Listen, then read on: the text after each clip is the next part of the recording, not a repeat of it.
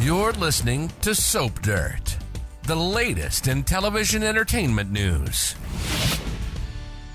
Hey there, Y&R fans. We will be publishing our full roster of weekly spoilers this weekend, plus 2-week spoilers and more. But until then, I've got some exciting stuff for you for the week of March 4th through 8th. I've got 4 huge spoilers. It is Belinda from Soap Dirt. And as a reminder, on Tuesday and Wednesday this week, which is March 5th and 6th, in the Pacific and Mountain Zones, along with Alaska and Hawaii, you may have preemptions of both Young and the Restless and Bold and the Beautiful.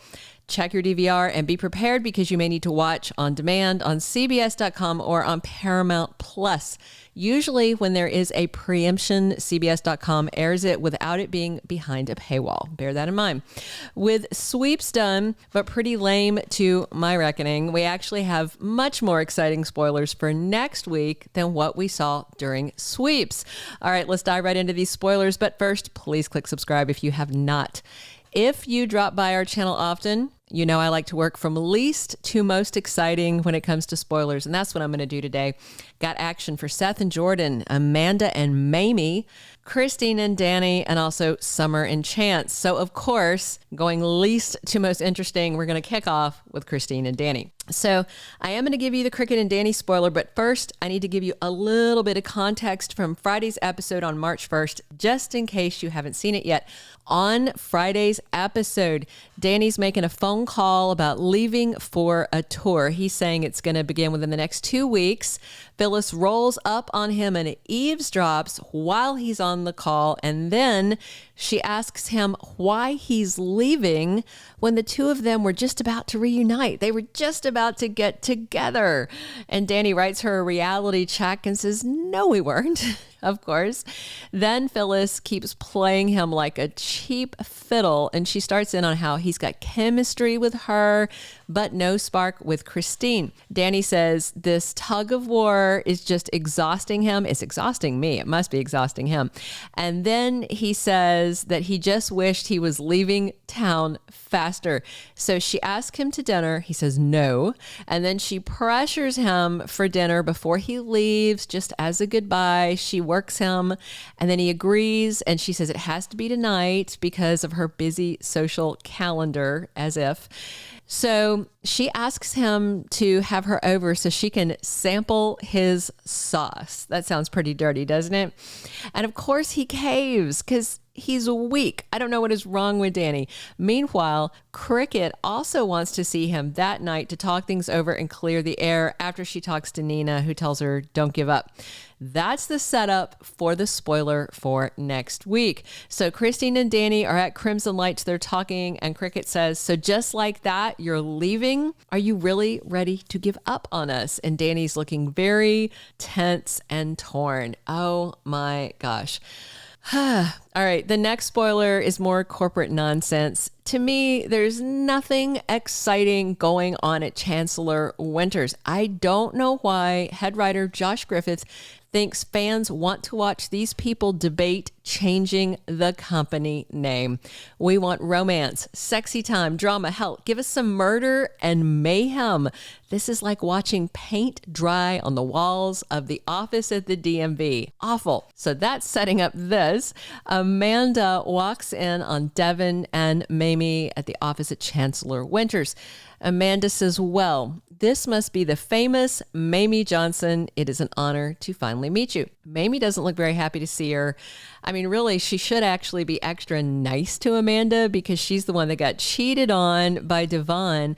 But I don't think Mamie is going to like Amanda one bit because she is Jill's mouthpiece and advocate. We'll see how it goes. All right. Now, the third spoiler, we get into actual exciting spoilers for the week of March 4th through 8th that we have so far. On Friday's episode, again, just a little bit of setup. Nikki meets with Seth after he sends her some flowers, and he mentions Isabel, who is, of course, Jordan in a Sheila Carter looking wig. And Nikki decides to use this to her advantage. So Nikki goes ahead, tells him that this woman is the one who pushed her off the wagon and is not a friend of hers. So Seth is on his way to rehab, and he just wanted to see Nikki before he left, but he's going to help her. He tells her about the text from Jordan. Nikki checks out his phone, sees all of them. Meanwhile, Jordan's over at the Empty Glass dive bar and sees news about Claire being out of the psych ward and home with the Newmans, and she's furious.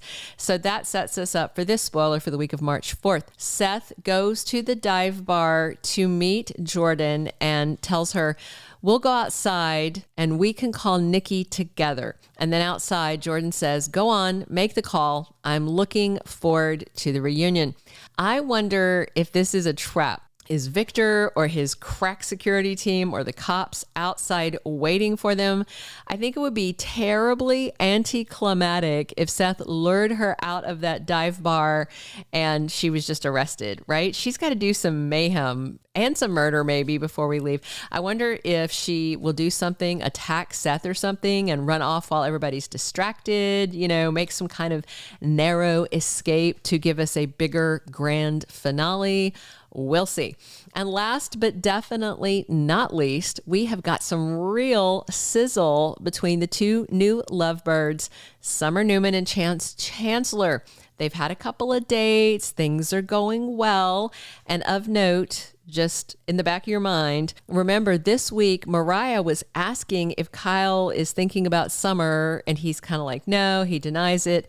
But with this big shakeup coming with Summer and Chance, and Kyle having nobody to warm his sheets or his heart, maybe he will start thinking about a reunion. Meanwhile, we have this exciting spoiler, and Summer is moving on in a big way. So she and Chance are in her room at the GCAC.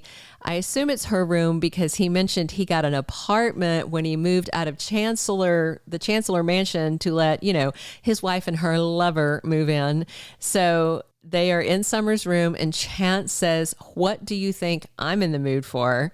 And Summer says, I'm hoping it's the same thing I am. So it surely sounds like they are about to hit the sheets. They're going to make love. This is very exciting.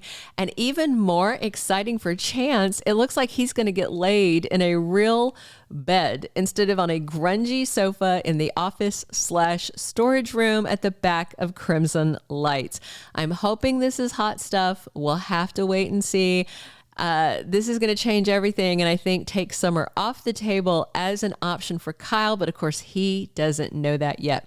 All right, come back for full weekly spoilers for Y&R on Saturday and over the weekend, and in the next week we're going to have 2-week spoilers, comings and goings, casting news, and so much more. Please subscribe so you don't miss a thing.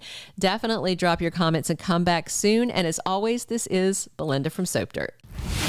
Thank you for being a loyal listener. Follow us wherever you get your podcast, because you don't want to miss the next episode. Soap Dirt is on all the major podcast platforms, including Apple Podcast, Spotify, iHeartRadio, and more.